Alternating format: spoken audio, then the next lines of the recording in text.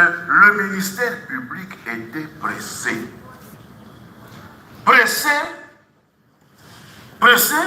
de bloquer les comptes. Pressé, pas comment il se comporte, j'imagine. Pas comment il se comporte, j'imagine. Est-ce qu'un ministre qui veut détourner informe la première ministre? Est-ce qu'un ministre qui veut détourner informe l'IGF? Est-ce que c'est l'attitude normale des détourneurs ou d'un candidat au détournement? Non.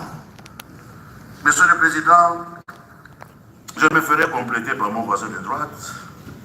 Je note seulement que le ministère public est venu lire un réquisitoire qui a été rédigé visiblement avant qu'on entende le dernier témoin. Visiblement. Parce que le ministère dans son réquisitoire n'a pas tenu compte du fait que le renseignant qui est venu, l'expert, a dit que pour ouvrir un compte séquestre, il faut premièrement avoir un compte courant. Et quand le compte courant est ouvert un matin,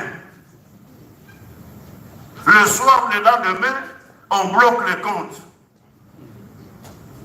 Mais on donne un argument au prétendu prévenu. On lui a donné 24 heures d'un compte déjà surveillé.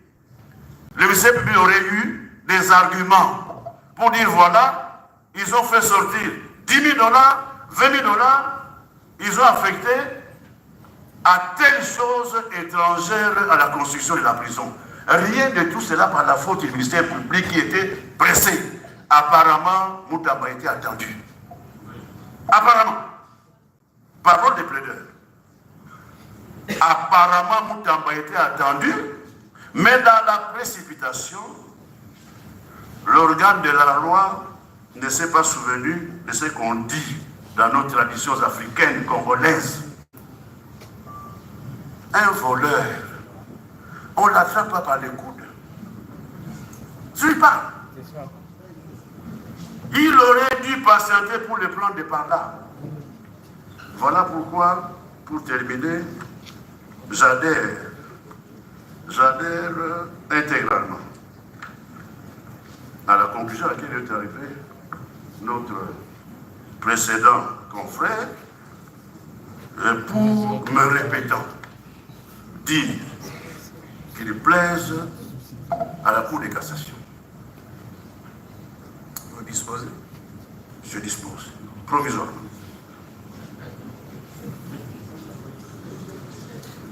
Monsieur le Président, Monsieur de la Cour de cassation, Monsieur le Procureur général, vous m'avez pris la parole. Merci.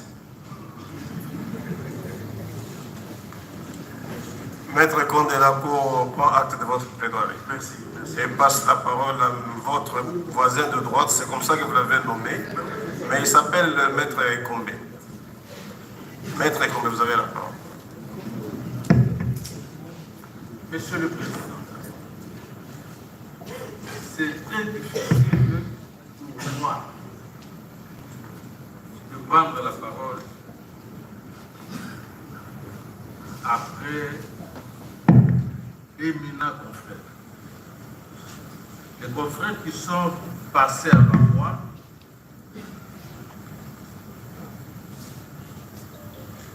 ont pris tout ce que j'avais préparé, ce que j'allais dire. Mais, puisque l'habitude de plaider devant de hautes juridictions comme la vôtre m'habite, puisque je sais que je ne peux pas répéter ce que les amis ont dit, sauf si l'argument que je vais avancer nécessite que je fasse allusion à ce qu'ils ont dit. Je vais donc, avec votre autorisation, essayer de compléter mes confrères, particulièrement le bâtonnier Condé. et je vais présenter les choses à ma manière. Monsieur le Président, Messieurs les membres de la Cour de cassation, juridiction suprême de notre pays dans l'ordre judiciaire, le procès Moutamba aurait pu être évité. Il aurait dû ne pas avoir lieu. Il n'a été rendu possible que grâce ou à cause d'un manque de diligence dans le chef des membres du cabinet de la primature. Si le cabinet avait manifesté de l'empressement dans le traitement des dossiers qui lui sont transmis, s'il avait été prévenant, regardant et respectueux des textes en vigueur dans notre pays, on ne serait pas à cet instant précis en ces lieux sacrés de la Cour de cassation en train de tenir ces discours. Pourquoi je dis ça?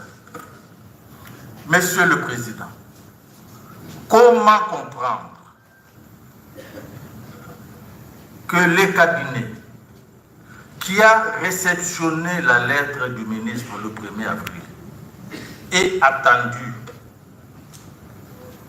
jusqu'au 8 mai 2025, soit au-delà du délai de 10 jours de l'article 20 du manuel de procédure pour réagir à ces courriers. Et encore, la réaction du cabinet n'est arrivée qu'après la lettre de la CNRF en date du 2 mai 2025. Si donc la CNRF n'avait pas écrit au cabinet, le cabinet aurait continué à se taire. Peut-être que ce procès n'aurait pas eu lieu. Je formule le vœu qu'à l'avenir, la même nonchalance mise dans le traitement du courrier venu du cabinet de la justice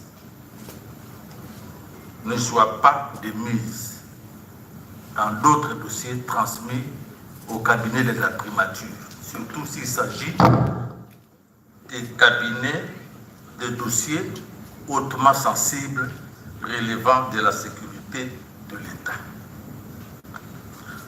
Voilà pourquoi, Monsieur le Président, Messieurs de la Cour, autant dans l'histoire,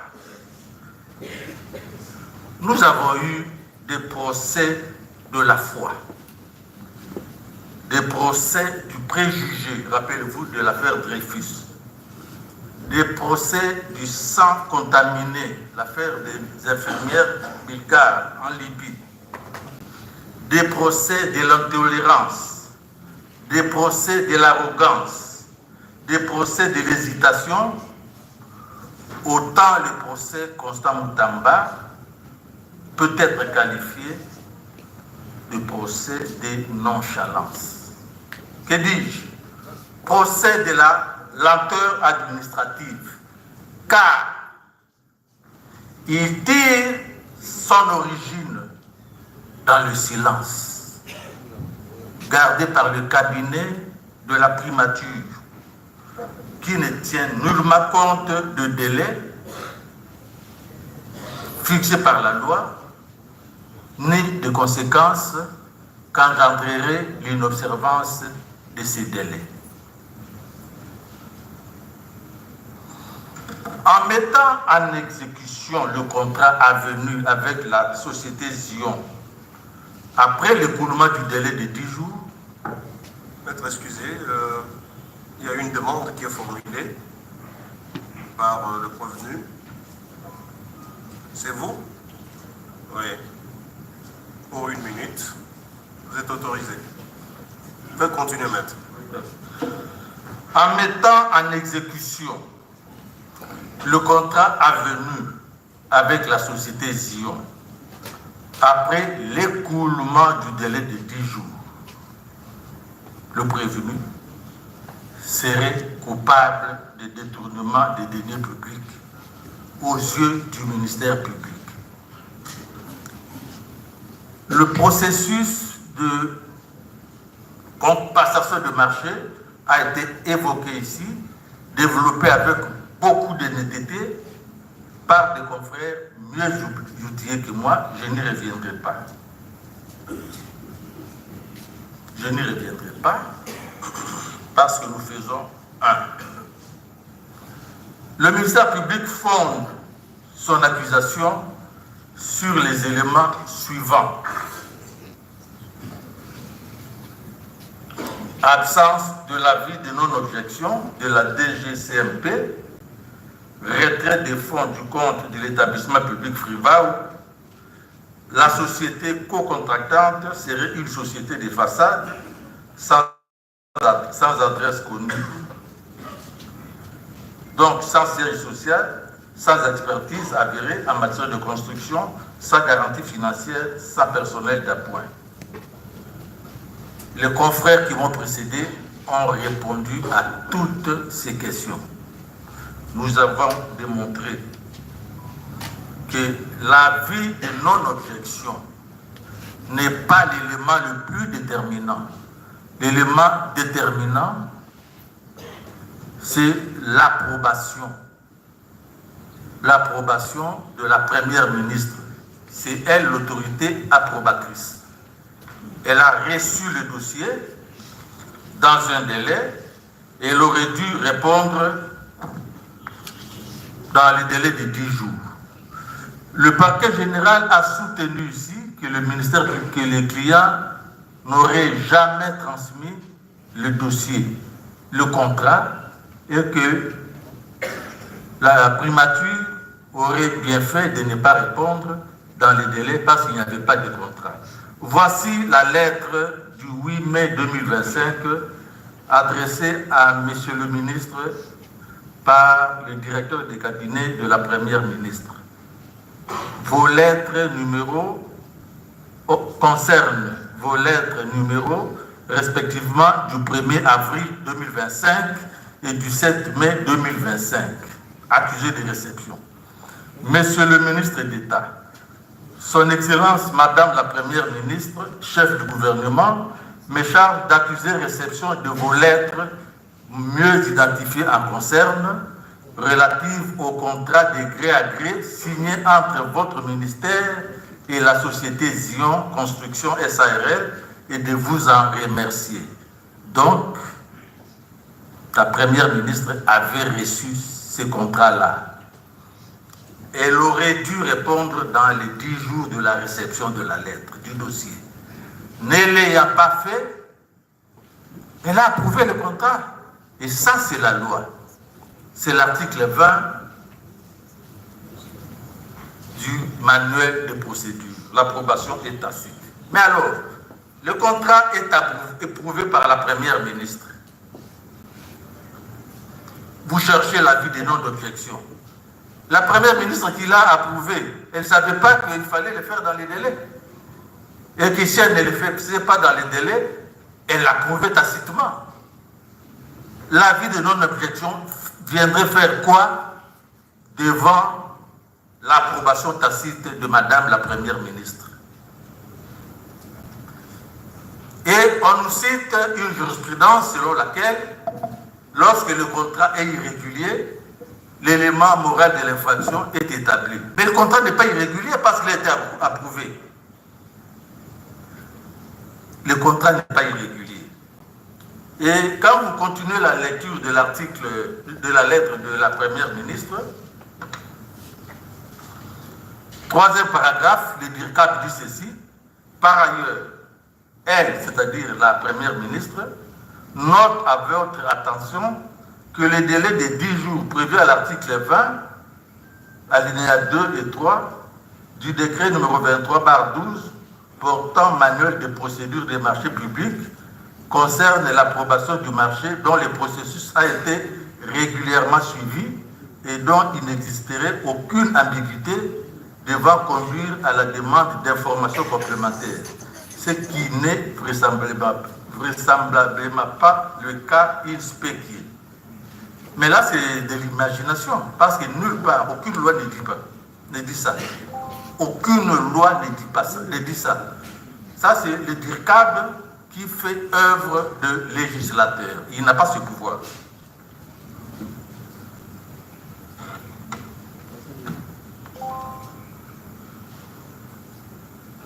S'agissant du compte séquestre, les amis en ont parlé, je vais ajouter un élément.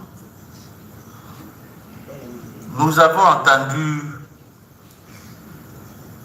l'expert de la Robank qui nous a dit que l'ouverture d'un compte séquestre n'est pas possible si on n'a pas un compte courant. Vous imaginez, on ouvre le compte au mois de le 14 avril, le compte est ouvert, compte courant. Le 16, l'argent est viré. Le 17, le compte est saisi. Et il nous avait dit qu'il n'y avait pas un délai de forclusion au-delà duquel l'ouverture d'un compte séquestre, d'un sous-compte séquestre n'était plus possible. Alors le processus est qu'on ne pouvait pas saisir, on ne pouvait pas ouvrir un sous-compte quand le compte est saisi. Maître Ekombe, vous revenez encore sur les faits? Je ne reviens pas, Monsieur le Président. Ce que vous dites a déjà été entendu? Oui, c'est pour dire, Monsieur le Président. Non, vous aviez déjà votre prédécesseur, le bâtonnier Condé, avait évolué. Oui, Merci. La Cour est en train d'attendre que vous puissiez appuyer ce dernier par rapport aux éléments constitutifs de l'infraction reprochant à votre client et disposer.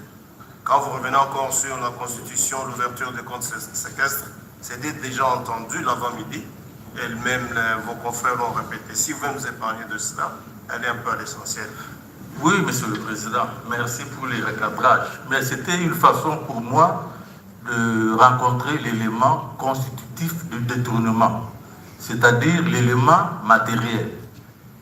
L'élément matériel, c'est donner l'argent à quelqu'un ou à soi-même pour se préparer et se procurer à soi-même ou à quelqu'un un avantage. Je voulais tout simplement dire que ces comptes-là, dans lesquels l'argent a été versé, c'était un compte séquestre et personne ne pouvait le mouvementer. Et que les 30%, le paiement initial de 30% était détaillé dans la lettre que notre client avait adressée à la société. Donc pour nous, l'élément matériel n'est pas établi. S'agissant de l'élément moral maintenant, M. Moutamba arrive au ministère de la Justice, il trouve 8 millions. Il ne les détourne pas. Il attend, 65 millions sont versés, il ne prend pas les 65 millions.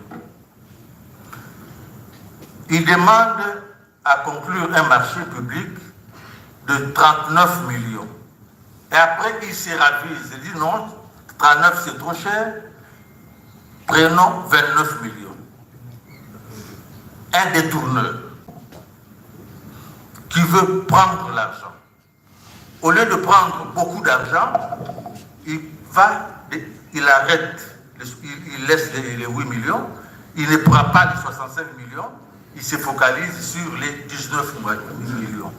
Avouons, Monsieur le Président, que M. Moutamba est un détourneur particulier, atypique, sui generis. Est-ce Est-ce qu'un détourneur moyen pouvait se comporter comme il l'a fait? Nous disons non. Oui, Monsieur le Président, M. Moutamba a par moments dérangé certains esprits, certaines autorités politiques et judiciaires, certains praticiens du droit. C'est désolant. Pour autant, devrait-on le condamner pour cela? Nous disons non. Si l'on pourrait... L'élément intentionnel de l'infraction, l'élément moral de l'infraction de détournement. L'élément moral de l'infraction de détournement, je dis ceci. Oui. Quelqu'un qui a l'intention de détourner. Ça a été déjà dit. Mais c'est ça que c'est ça pour nous. On ne pouvait pas nous ramener sur le plateau des choses du genre il a gêné certaines autorités. Et c'est ça l'élément moral. Non, j'ai fini avec l'élément moral. Allons tout droit au but, cher maître. Excusez, Monsieur le Président. Tenez compte de votre profession et surtout de votre grandeur. Monsieur le Président. Et de la considération qu'elle a pour vous. J'ai fini. Il ne faudra pas qu'à ce niveau ici qu'on puisse parler encore de choses de ce genre-là. Hein? Il a gêné certaines autorités, il a gêné certains praticiens. Non. Ça n'a rien à voir avec l'élément moral constitutif de l'infraction de détournement des deniers publics. Alors, c'est beaucoup mieux. Monsieur le Président, au cours de votre délibéré, vous apprécierez le comportement de Moutamba par rapport à la loi, à l'ensemble des lois qui constituent l'arsenal juridique pénal de notre pays. Vous allez juger un homme avec ses qualités et ses défauts, en vous rappelant la forte parole de Jean de la Bruyère. Un coupable puni est un exemple pour la canaille. Un innocent condamné est l'affaire de tous les honnêtes gens. Vous jugerez le prévenu en votre âme et conscience et n'écouterez que votre intime conviction, entendue comme l'opinion profonde que les juges se forgent en son âme et conscience et qui constitue, dans un système de preuve judiciaire, le critère et les fondements du pouvoir d'appréciation souveraine reconnu au juge de fait. Ça, c'est cornu dans son vocabulaire juridique. Francis Maillard dit ceci, maître Francis Maillard, que l'intime conviction, c'est la tranquillité dans votre conscience. Les sentiments qui doit habiter tout juge qui vient de rendre une décision judiciaire, d'avoir bien jugé et qui doit lui donner bonne conscience. Comme M. Constant Moutamba est innocent, aucun élément constitutif, ni matériel, ni moral, de l'infraction du détournement d'État réuni, nous demandons à la Cour de l'acquitter. Et si l'examen du dossier suscite en vous quelques doutes, acquittez-le aussi, mais au bénéfice du doute. In dubio pro reo.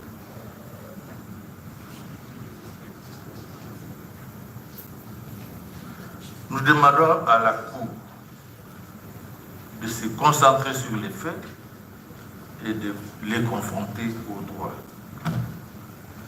Nous demandons à la Cour de suivre les conseils des anciens.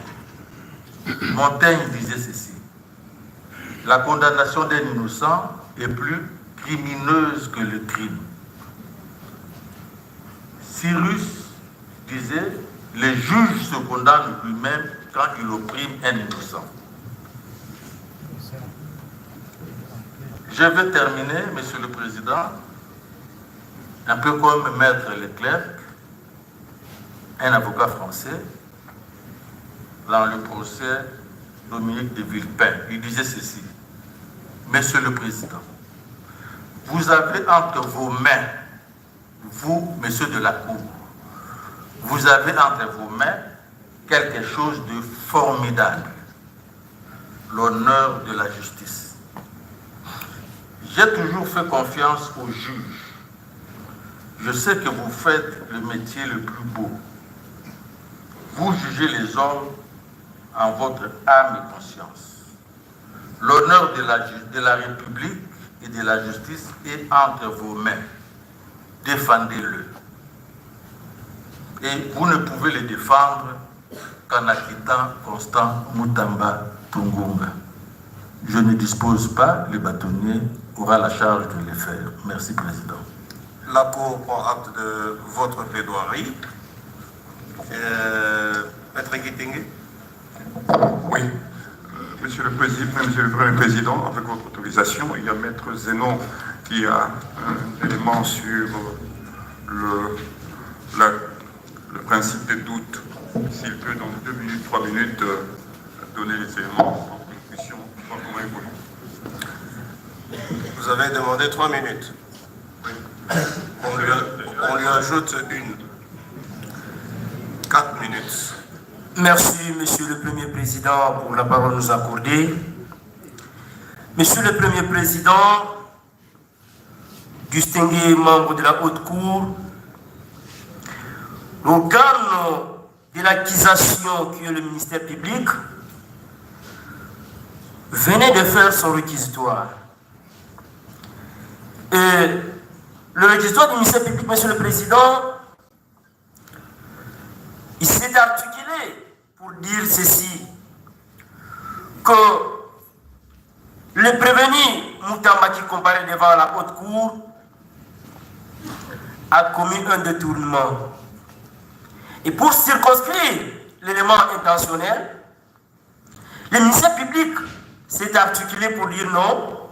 Vous avez constaté comment il a mis de côté tout ce qui devrait concourir à l'élaboration des travaux, notamment le secrétaire général à la justice, le ministre des ITP et autres services. Monsieur le Premier Président, il chute pour dire, cela a été épargné parce qu'il s'attendait à la rétrocommission. C'est là où nous sommes, Monsieur le Premier Président. S'ils sont épargnés, de l'accompagner parce qu'ils s'attendaient à la rétrocommission. Mais Monsieur le Premier Président, c'est dans la salle. C'est comme Monsieur le bâtonnier avait sollicité de la Cour des séances de savoir si le fait dont le ministère public est en train de présenter, ce sont le même fait que nous avons suivi tous. La question a été adressée au secrétaire général à la justice par Maître Zénon qui a pris la parole à ce jour pour savoir s'il a accompagné le ministre à l'occasion de l'élaboration du projet de la construction. Vous revenez sur les faits ou bien sur les éléments constitutifs de l'infraction? Je viens sur les éléments constitutifs de l'infraction parce que je vais soulever un moyen, Monsieur le Président. Écoutez,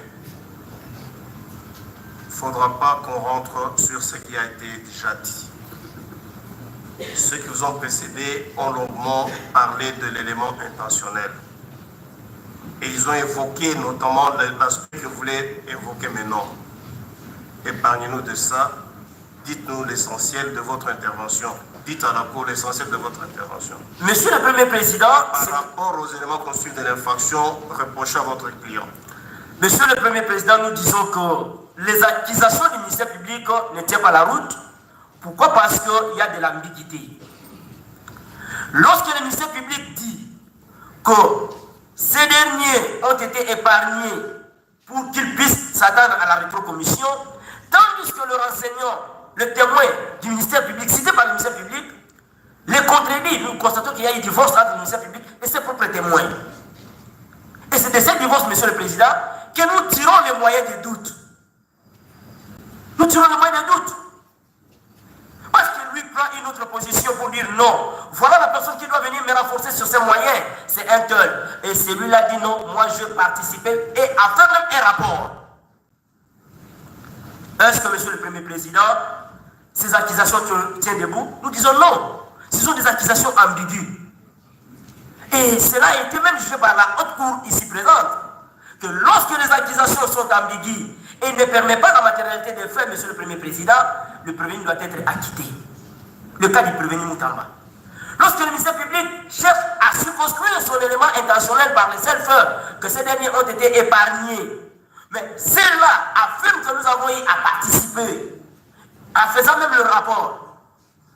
Le directeur, le secrétaire général à la justice en a confirmé. Le chef de division de cadastre en a confirmé. Et voire même les études qui ont été faites, monsieur le Premier Président, vous constaterez que l'argumentaire du ministère public ne tient pas debout. Et lorsqu'il y a doute, monsieur le Président, le doute profite à l'accusé. Nous avons évoqué une jurisprudence, monsieur le Premier Président, de la même haute cour.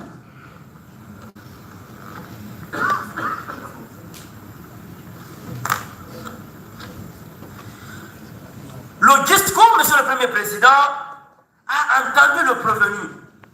L'Auguste Cour a entendu même le renseignant, ainsi que les témoins cités par le ministère public. Voilà ce que la haute cour, à son temps, a décidé.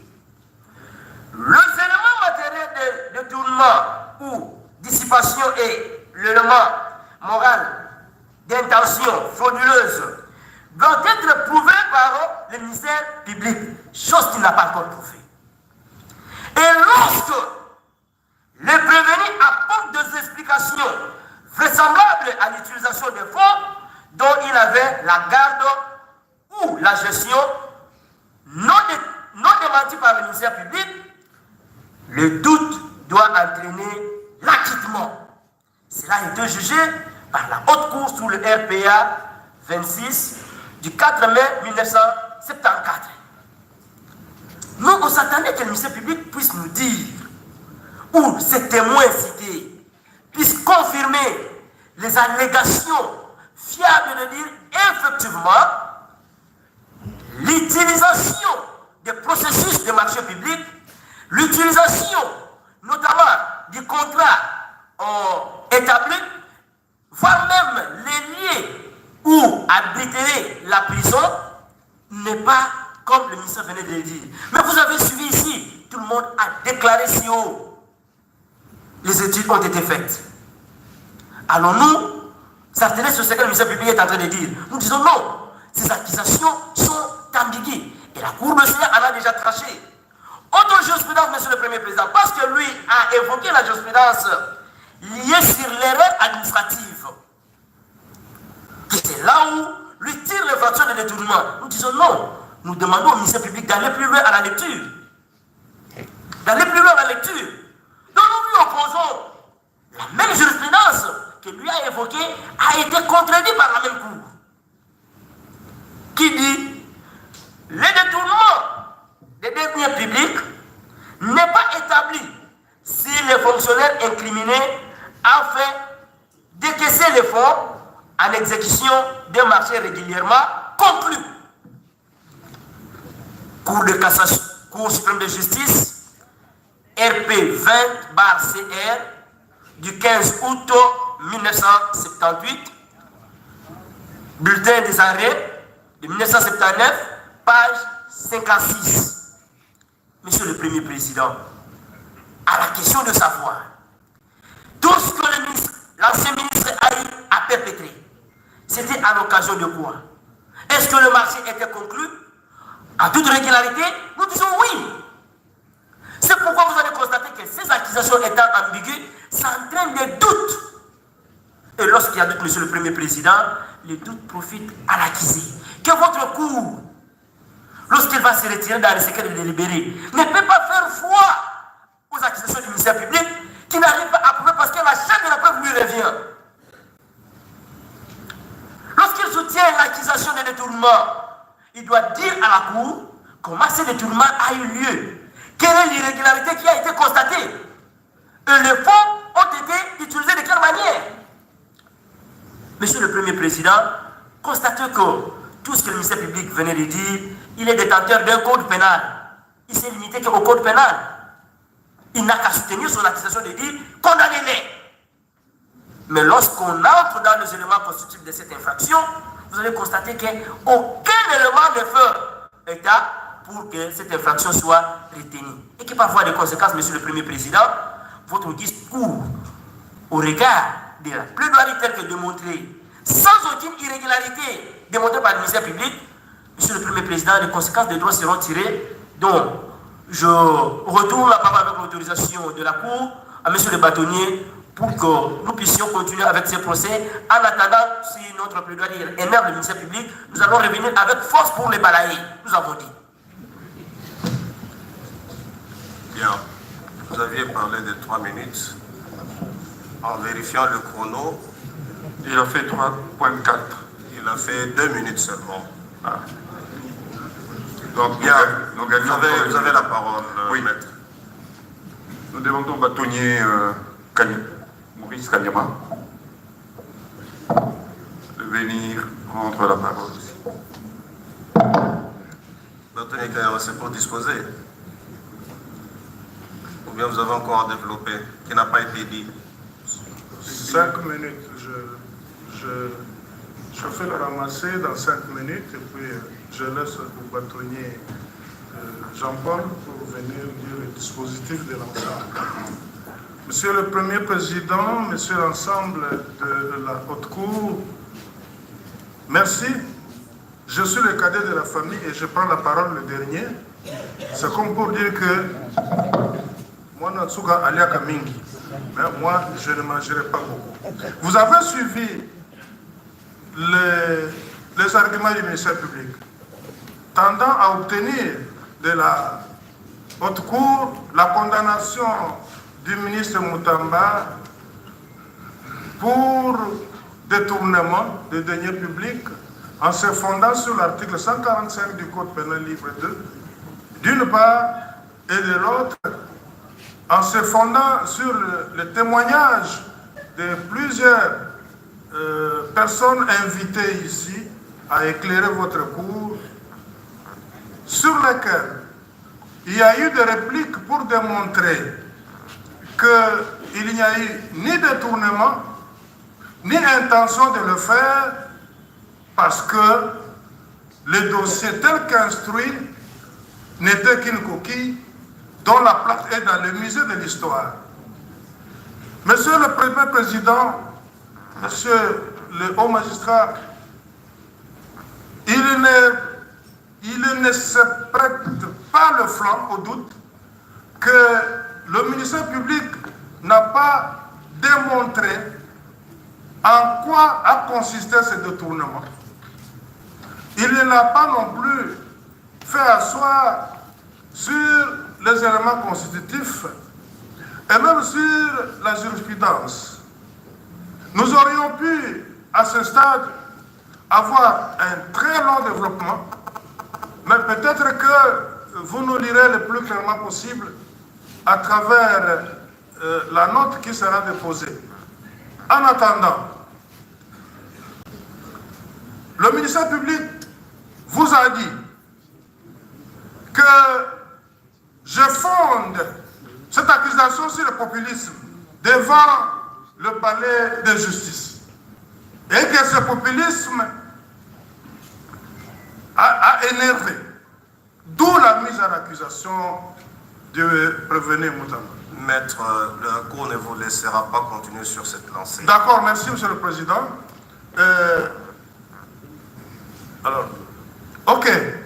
Il a dit donc que constater avec lui que tous les témoins qui ont défilé ici ont déposé à charge. Pourtant, Monsieur le Président, ensemble avec vous, nous avons compris qu'aucun témoin ne l'a chargé. Pour cela, il revient donc à la Cour de constater qu'il y a inexistence de l'infraction de détournement et dont la conséquence est l'acquittement avec toutes les conséquences liées à cette décision que vous allez prendre, d'une part et de l'autre, la Cour n'aura violé aucune disposition légale. Au contraire, ça sera un acte appréciable qui, dans l'avenir, pourra décourager le ministère public lorsqu'il est tendancieux à ne pas lancer de poursuites. Je dis, et je vous remercie, le plus, vous nous lirez dans la note de plaidoirie qui sera déposée au greffe. Il faut éviter des polémiques, du genre, vous allez corriger le ministère public, il fait son travail, la Cour fait le sien. On va corriger le ministère public sur quel point? S'il vous plaît, monsieur le Vous Président. êtes au niveau de la Cour de cassation, il y a des termes que l'on peut utiliser. Ce n'est pas en prenant une décision que la Cour va corriger le ministère public, il n'a pas ce pouvoir-là. Non, je n'ai pas dit qu'il faut le corriger. Je dis plutôt que vous allez décourager. C'est bon, vous avez Merci. déjà dit, ça vous engage. Merci. Mais on peut déposer, on peut disposer plutôt. Monsieur le bâtonnier? Oui, Maître Kisombe, une minute. Maître Kisombe, Monsieur le bâtonnier, apparemment, on risque de ne plus vous faire confiance. Nous sommes partis de 2, de 4 jusqu'à 8 ou 10 maintenant. Qu'est-ce que Maître Kisombe va dire que les autres n'ont pas dit? oui, vous avez fait une minute. Il va disposer? C'est moi qui dis. Une minute. Merci, Monsieur le Premier Président, Messieurs les membres de la Haute Cour. Effectivement, je n'ai pas grand-chose à dire et surtout pas à me répéter. Mais si je prends la parole avec votre autorisation, c'est quand même pour rappeler, parce que l'opinion a été citée. Et tout à l'heure, je disais en lingala, Constant Mutamba, bazo sambisae awa, pona mbala ya liboso pe ya suka, pona nini na bonganga na biso ya bato ya mibeko tobengi yango privilège de juridiction.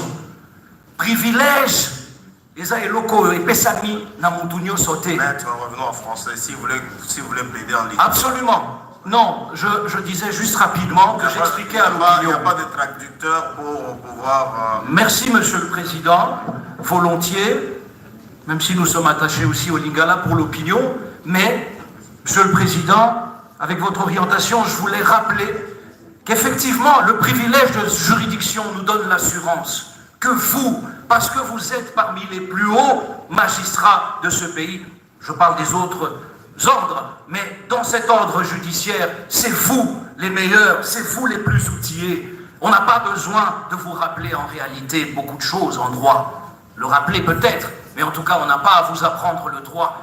Parce que c'est précisément votre jurisprudence à vous qui nous sert de secours. Quand je cite rapidement votre jurisprudence, et je me base sur un ouvrage qui ne vous est pas étranger, puisque c'est un haut magistrat qui le rédige, en 1974, Monsieur le Président. Voilà ce que Cour suprême de justice, alors, vous dites à propos de l'intention frauduleuse. Et je suis fort aise parce que je sais que personne ne connaît mieux que vous l'analyse de l'intention frauduleuse comme élément constitutif de l'infraction. Rapidement, parce que c'est ça qui concerne Constant Mutamba, l'intention frauduleuse, au-delà des faits tels que nous les avons analysés. Eh bien, Monsieur le Président, la preuve de l'intention frauduleuse, dit votre Cour, il y a presque 50 ans, est établie notamment sur base de présomptions déduites des contradictions dans les explications du prévenu. Les contradictions. Je prends ici un argument a contrario pour vous dire, souvenez-vous, que ni dans la phase préjuridictionnelle de ce procès, ni durant votre instruction dans les audiences, le prévenu ne s'est contredit à aucun moment sur les éléments du dossier. C'est important parce que vous avez considéré que c'était un élément d'appréciation important. Mais je donnerai encore une autre jurisprudence jurisprudence de votre cour quelques années plus tard, quand votre auguste cour, qui connaît l'intention frauduleuse mieux que quiconque, j'expliquais en lingala à la population que personne ne connaît mieux le droit que vous. C'est pour ça que vous êtes la Cour suprême, qu'on appelle aujourd'hui Cour de cassation. C'était important.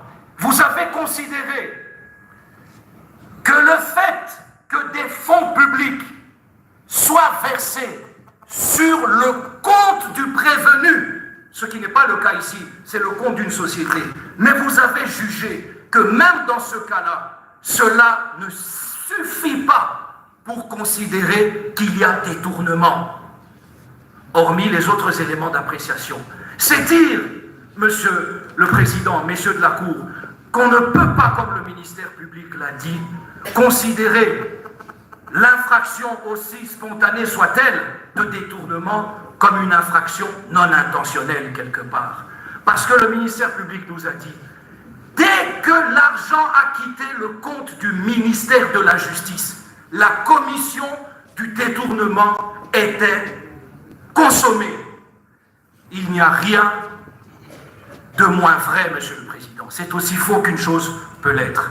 C'est ce que je tenais à rappeler, tout en rappelant qu'évidemment, Monsieur le Président, j'ose croire que vous acquitterez Constant Mutamba Tungunga pour insuffisance de preuves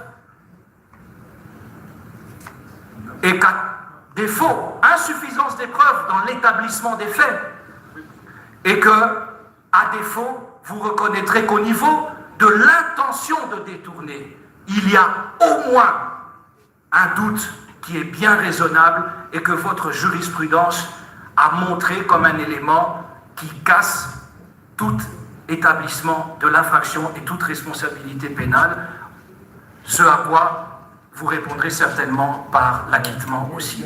J'ai dit, je vous remercie, Monsieur le Président, très respectable haute cour. Et la Cour prend acte de votre intervention. Je passe la parole à Monsieur, M. Dengue. oui, Monsieur le Premier Président, Messieurs de la Cour, Monsieur le Procureur Général, c'est vrai, je dispose, mais donnez-moi une minute pour vous dire une chose, pour dire à la Cour une chose. Monsieur le Premier Président, c'est vrai, nous avons eu des audiences, 4, 5, des audiences d'instruction, des audiences assez chaudes, il faut les souligner. C'était aussi une guerre de nerfs, une tension permanente, on est sincère. Des témoins ont défilé, chacun avec ses vérités, chacun avec ses mensonges, entre guillemets, ou bien des contre-vérités, chacun avec ses rancœurs, ses rancunes. Il y a eu aussi des débats, des échanges tendus entre les parties. Et même avec votre cour, il y a même eu de la colère et parfois de l'indignation. Monsieur le Premier Président, Messieurs de la Cour, Monsieur le Procureur Général, oui, il y a eu tout cela. Mais toute cette tension est maintenant derrière nous. C'est là que je demande à ce que la Cour puisse me suivre. Toute cette tension, toute cette ambiance est maintenant derrière nous. Derrière nous, pour que nous vous disions que c'est le moment de vous laisser les consciences. J'ai dit bien les consciences et les pensées. C'est concentrer sur une seule chose, la chose la plus essentielle, à savoir l'exigence plutôt de la justice et du droit. Dire les droits. Dire les droits, Monsieur le Premier Président, Monsieur de la Cour, Monsieur le Procureur Général. Vous êtes obligés de dire les droits. Les juges ne doivent jamais alors juger dans la colère ou dans l'inimitié. Non. Ils ne doivent jamais se laisser emporter par les humeurs, par les tensions des audiences, par des instructions, les suivre jusqu'à dans la chambre des délibérés. Monsieur le haut magistrat, tout le monde l'a dit, haut magistrat, tout le monde l'a dit, nous vous invitons à pacifier vos esprits, nos consciences au moment d'analyser objectivement les éléments de fait et les éléments de droit que nous avons mis à votre disposition. Monsieur le Premier Président, Monsieur de la Cour, Monsieur le Procureur Général, regardez votre composition. Jadis, il y a 50, 60 ans, non, 57 ans, 58 ans. Monsieur le Premier Président, Monsieur de la Cour, regardez votre composition. Monsieur le Procureur Général, près la Cour de cassation. Cette Cour qui a connu, où il y a siégé, je donne des exemples. André Déty, Émile Lamy a siégé ici. Le président Guy Bouchon a siégé ici. Nicolas Bayona a siégé ici. Liaou, le professeur Liaou. Et après eux, nous avons eu un certain Évariste Kalala, le président Évariste Kalala, le Gérard Baranda, le Michel Bagogouté, le André Moravant. Monsieur le Premier Président, aujourd'hui, qui sont devant cette cour, qui sont en train de siéger à la cour? Nous avons le président Kabassé, nous avons le président Kombe, nous avons le président Manassi, nous avons le président Ilunga, nous avons le président Mananga, nous avons le président Tchassa, nous avons. Pour vous dire ceci, Monsieur le Premier Président, Monsieur Delacour, vous avez la plus haute responsabilité. La plus haute responsabilité en décidant sur une personne qui est déférée devant vous. Et qu'est-ce que nous dirons à des générations futures si ce monsieur est condamné? Si ce monsieur est condamné, nous aurons un problème de notre conscience par rapport au droit.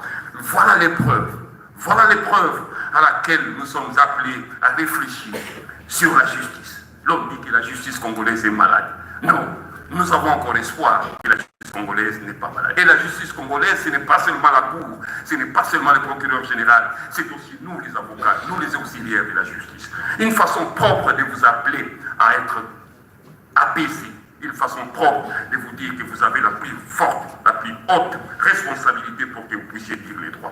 Et à cela, qu'est-ce que je vais ajouter encore? Parce que vous restez dans l'histoire de ces pays. Il y a 50 ans, on a jugé un ministre, un commissaire d'État. Aujourd'hui, c'est un ministre d'État, un ministre garde des Sceaux qui est devant vous pour que vous puissiez sanctionner. À cela, je m'en vais disposer, avec votre autorisation, à ces causes, sous toute réserve généralement quelconque.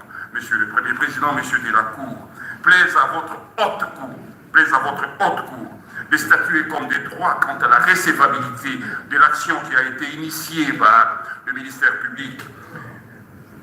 Quant au fond, déclarer l'infraction non établie pour des motifs qui ont été réellement évoqués, des motifs des droits qui ont été réellement évoqués. Monsieur le Premier Président, à titre subsidiaire, si la Cour estimait, je dis si la Cour estimait, et la Cour peut acquitter au bénéfice des doutes, frais et dépenses comme des droits, vous ferez bonne et valable justice. Je dis et je vous remercie. La Cour vous remercie également et prend acte de la manière dont vous avez atterri. Monsieur le Procureur général, vous avez des répliques?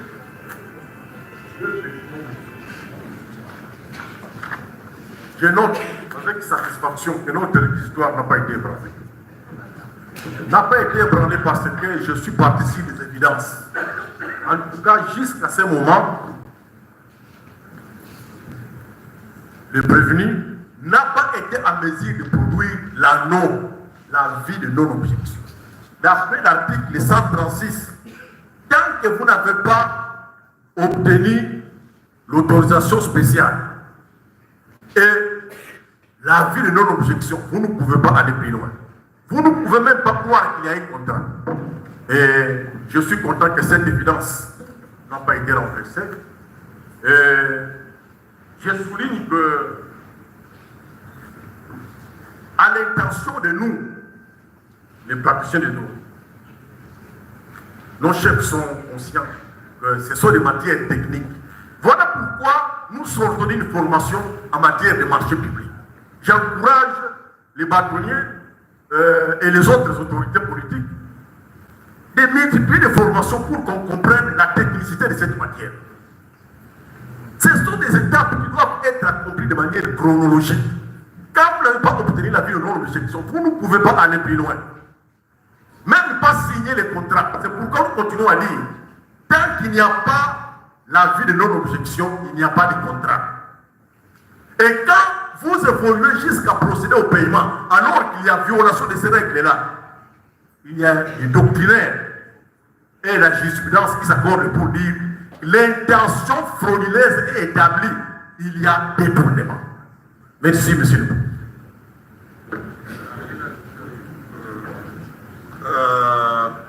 Il y a réplique. Oui, petite réplique.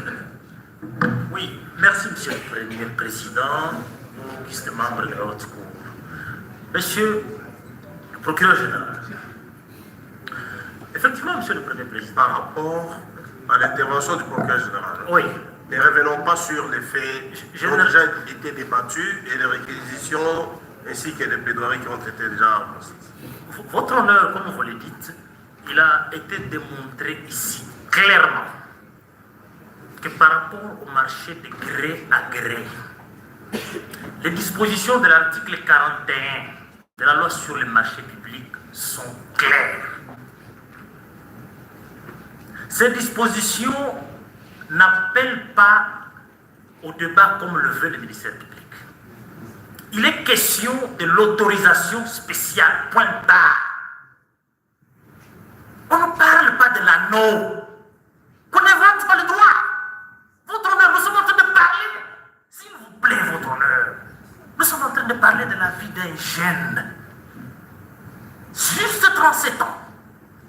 Doit-on venir soutenir devant votre cour des choses qui ne tiennent pas debout juste parce qu'on veut le voir aller en prison? Non, votre honneur. L'article 41 est clair. Lorsque le ministère public dit qu'on n'a pas ébranlé son réquisitoire, non. C'est plutôt lui qui ne se retrouve pas par rapport à tout ce qui a été dit. C'est lui qui ne se retrouve pas par rapport à tout ce qui a été dit. Et nous n'allons pas le répéter parce que la haute cour qui a des oreilles beaucoup plus grandes que les nôtres a entendu tout ce qui a été développé ici. Votre honneur, j'ai dit. Bien. La cour... Non, c'est fini. Maître Canada, je crois que la réplique à cette l'intervention du procureur général suffit. Et la Cour voudrait faire remarquer à l'intention de la défense que lorsque on assume des hautes responsabilités d'État, on est plus jeune. La jeunesse ne dépend pas de l'âge, ni la vieillesse de cet âge, mais des responsabilités qu'on assume. Ok? La jeunesse, c'est un état d'esprit. Ok, ça dépend de chacun. Oui. Bien, comparé le prévenu en dernier, le prévenu Mutamba, Mbunga, vous avez suivi les plaidoiries des avocats, vous avez suivi les réquisitions du ministère public. Vous êtes le dernier à prendre la parole et vous en avez. Est-ce que vous avez à ajouter par rapport à ce que les avocats ont dit ou à retrancher? Merci beaucoup, Monsieur le Président. S'il vous plaît, s'il vous plaît. Gardons la même sérénité depuis le début. Ne perturbons pas l'audience par cette présence massive des avocats qui sont derrière vous. Je ne sais pas si c'est seulement pour paraître ou bien c'est pour le dernier mot d'ailleurs. Il pouvait même être seul. Le dernier mot. Pour le dernier mot. On assiste. Mais pour le dernier mot. Bien. Même quand vous êtes assis, vous l'assistez. D'accord. Bien, vous avez la parole. La parole, vous actez que la parole est donnée en dernier lieu au prévenu. Merci beaucoup, Monsieur le Premier Président. Merci également aux distingués et honorables juges. Merci au procureur général près la Cour de cassation pour cette opportunité. Opportunité qui va s'inscrire désormais dans mon histoire politique. De prime abord, étant croyant de naissance, je voudrais commencer par Psaume 34, 19, qui dit ceci: le malheur atteint souvent les justes, et Dieu l'en délivre toujours. le Dieu que je sers depuis mon enfance, avec sincérité, celui pour qui j'ai refusé de me compromettre au ministère de la Justice, en servant les pauvres, les orphelins, les veuves. Il est juste et vivant. Il ne m'a jamais abandonné, quelles que soient les épreuves. Je crois en lui et je sais qu'il me viendra au secours, même en dernière minute. C'est pourquoi, Monsieur le Premier Président, je veux également dire que l'histoire me rétablira et Dieu de mes ancêtres, me rétablira et me justifiera, je veux dire. J'ai dû démissionner de mes fonctions de ministre d'État, ministre de la Justice et Garde de Sceaux, après avoir rendu des loyaux services à la République, pris autant de risques pour ce pays. Face à une guerre d'agression qui était pendante, où tout le monde a lâché, j'ai tenu bon et prêt à donner de ma vie pour cette République. Mais aujourd'hui, cette justice que j'ai servie avec tant d'amour m'a tout arraché, mon honneur, ma crédibilité, ma dignité, mon directeur de cabinet.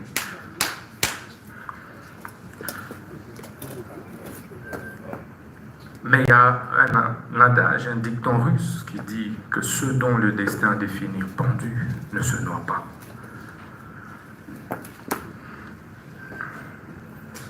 Monsieur le Président, ce procès de ma vie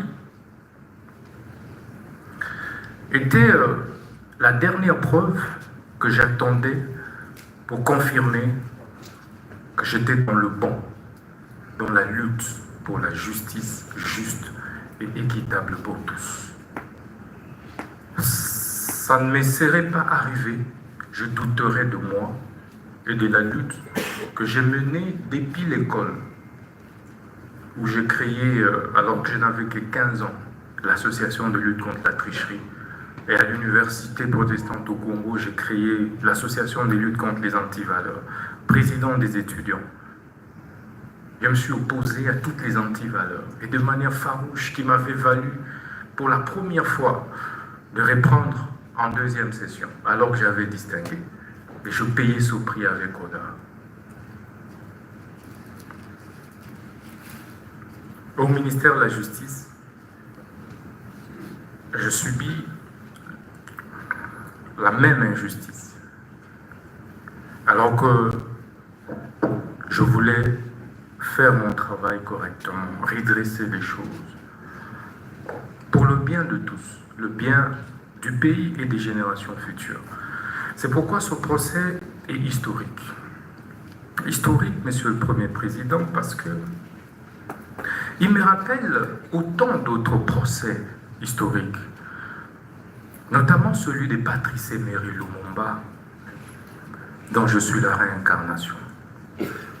En 1956, pratiquement au même âge, il avait été condamné à 1 an d'emprisonnement pour détournement des deniers publics. Mais quelques années plus tard, il sera notre héros national. Ça me fait également penser au procès de Fidel Castro, un de mes idoles, vers les années 51, où il prononça les discours les plus historiques, l'histoire m'acquittera. Quelques années plus tard, il prit le pouvoir et il reste aujourd'hui les héros de Cuba. Ça me fait également penser au procès de Lula da Silva, et ça c'est le plus récent. Ancien président brésilien, mais jugé, condamné pour corruption. Et ça, c'est en 2017. Au sortir de la prison, il a été président de la République jusqu'aujourd'hui. Ce procès me fait penser au procès d'Étienne Tshisekedi Lumumba et de ses compagnons de lutte vers les années 80, parce qu'il luttait pour le changement.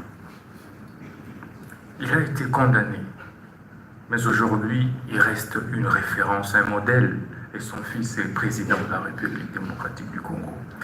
Ce procès, enfin, me fait penser au procès des Mandela, Mandela vers les années 59, mais exactement 62. En 62, il a été condamné injustement. Il a fait 27 ans en prison. Mais sort de là, président de la République de l'Afrique du Sud. Et Monsieur le Président, vous verrez que c'est pratiquement au même âge, c'était pratiquement à mon âge, que tous ces grands leaders ont connu des procès injustes. Et c'est ça qui construit ma conviction et qui m'a construit ce mental d'acier de faire face à cette épreuve que je ne conseillerais et souhaiterais à personne dans la vie, même pas au ministère public. Parce que ça m'a déchiré. Parce que ça m'a détruit intérieurement. J'ai été trahi. Mais un jour, je parlerai. Je suis un homme d'État, je me tais. Le ministère public sait que je suis incapable. Je suis très content parce qu'il est épinglé sa nièce qui a fini une année après moi à l'université. Je suis un homme, certes avec beaucoup de défauts, parce que je ne suis pas Dieu. Mais j'essaye d'être correct, sincère et honnête. Pour preuve, je ne me suis pas contredit lors de différentes auditions, que ce soit au niveau du parquet, que ce soit ici. Parce que je pense que quand on est gouvernant, on doit assumer ses actes. Et je voulais assumer tout ce que j'ai fait. Même si mes collaborateurs ont posé un acte, je suis responsable, j'assume tout en tant que responsable.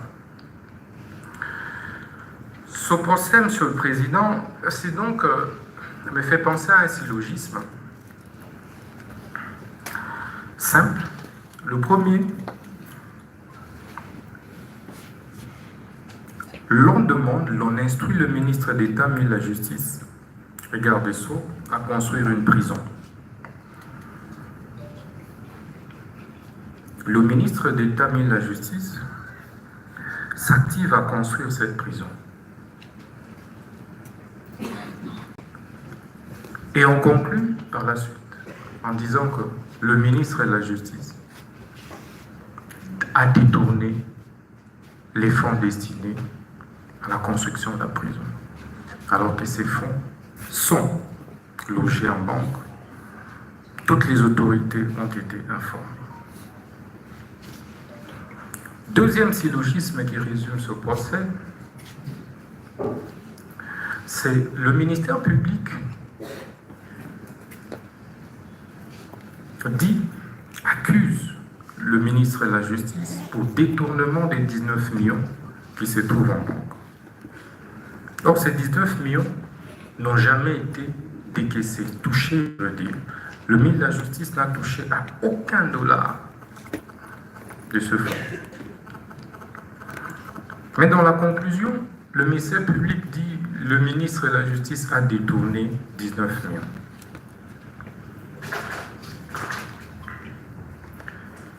Je suis perdu face à ces syllogismes.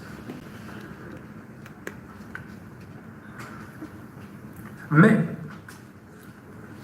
ce procès et ces syllogismes ne me surprend pas. Pourquoi ça ne me surprend pas? Parce que ce n'est pas la première fois que le ministère public ait fait un réquisitoire contre moi. À peine 3 mois que j'étais nommé ministre de la Justice, le ministère public, le même, PG Cassation, avait déjà fait un réquisitoire pour me faire arrêter. Mais il sait comment cela n'avait pas abouti. 3 mois à peine. Nous sommes au mois de septembre 2024. Je serais surpris de voir un réquisitoire du ministère public pour qu'on arrête le ministre Moutamba de la Justice. Pour quelle raison? Pour un rapport qui était concocté, dressé à mon insu par les 2 juges que nous avions récusés.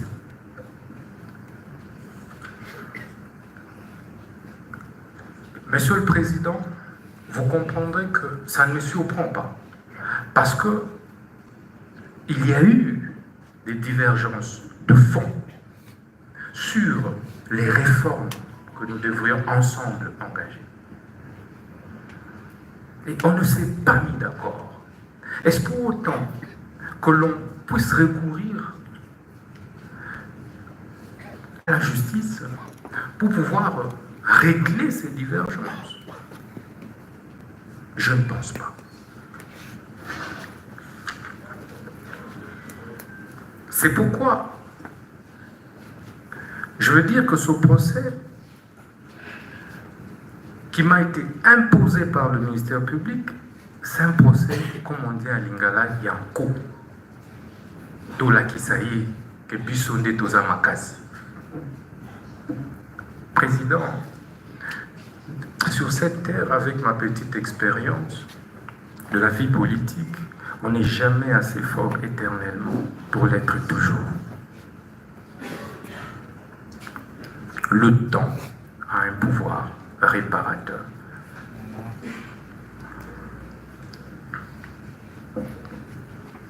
Monsieur le Président,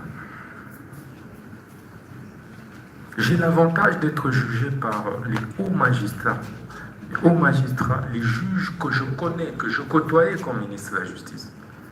Je connais pratiquement votre moralité. Mais c'est pourquoi, lorsqu'on a recomposé ce siège, nous ne nous sommes pas opposés. Parce que nous connaissons votre capacité à être indépendant. Notre combat ensemble a été et a toujours été d'éviter des interférences des politiques sur les judiciaires et de la hiérarchie sur les judiciaires. On a organisé des états généraux pour ça.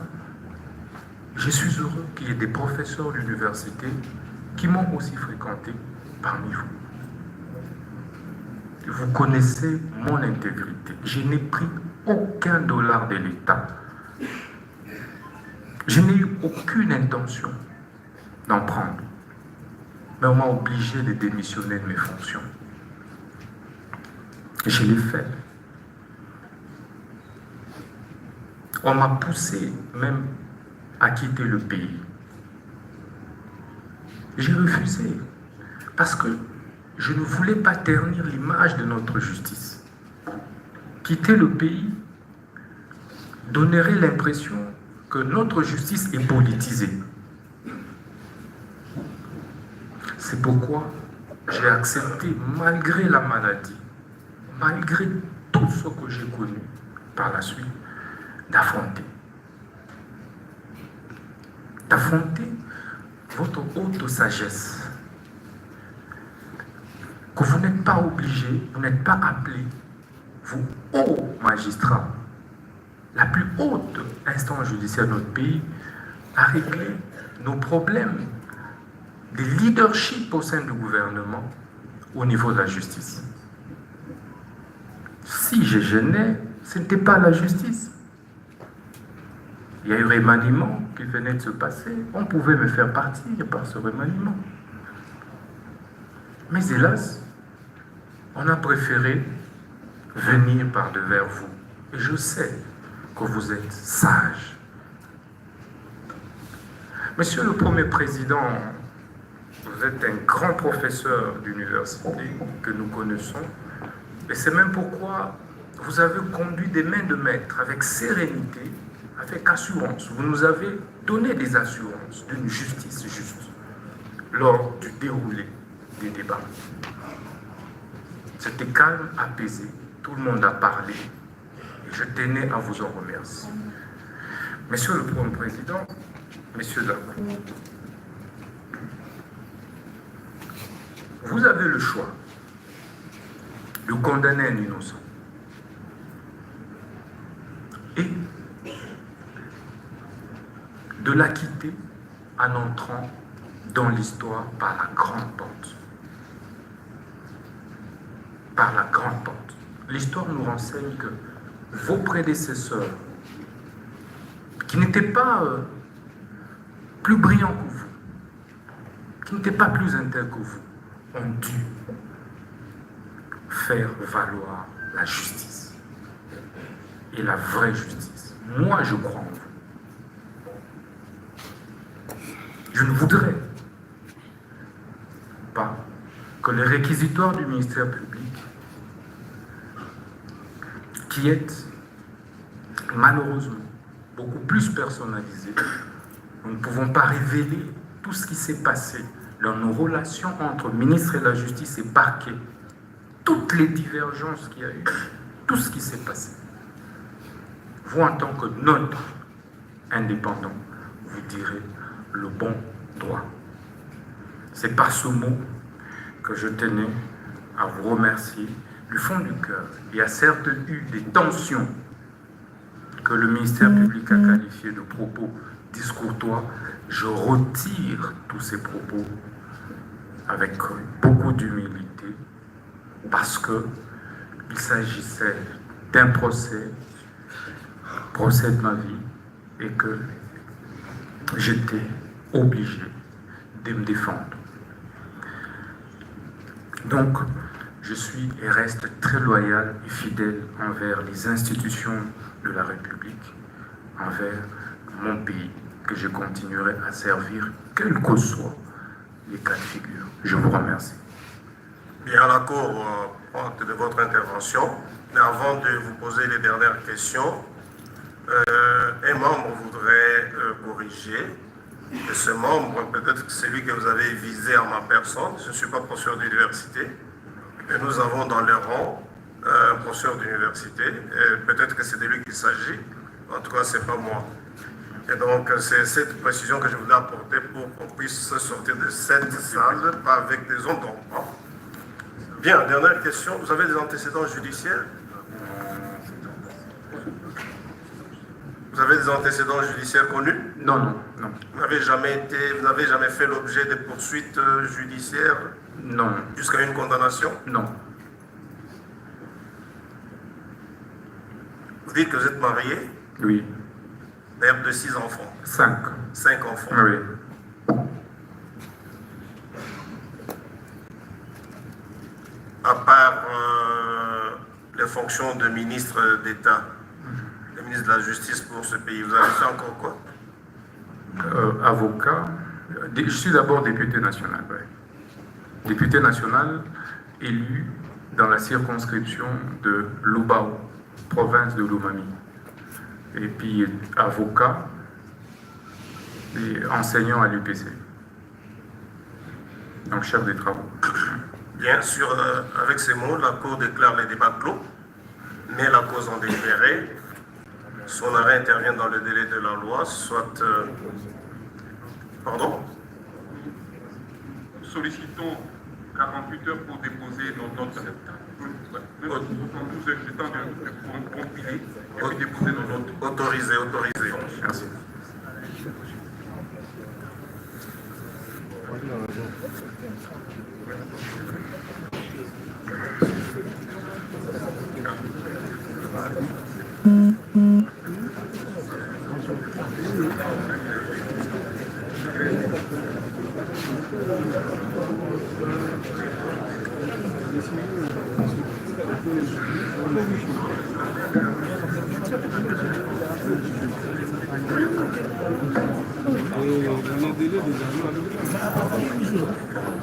Monsieur le bâtonnier, vous parlez de 72 heures, ça risque de tomber le dimanche. On dépose lundi. Vous comprenez que cette fois-là, notre délai pour le prononcer sera amputé de plus ou moins 5 jours. Il n'y a pas de problème. Nous déposons lundi le temps que nous puissions coordonner aussi. Il ne faut pas qu'on dépose 60-50 notes. On a besoin de déposer une seule note, mais bien faite.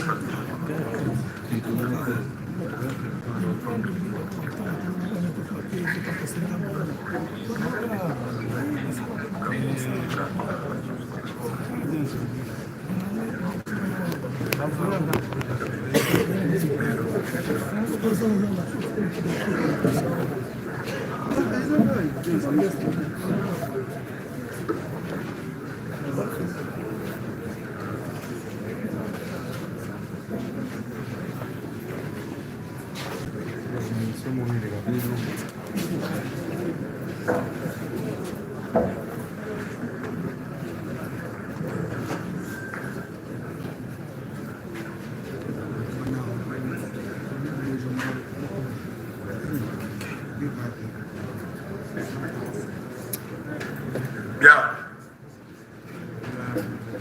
La Cour estime que sa décision, son arrêt va intervenir le 27 août.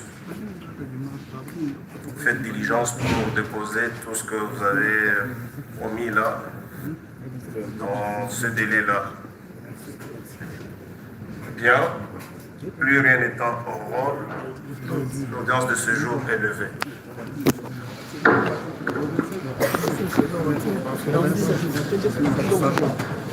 La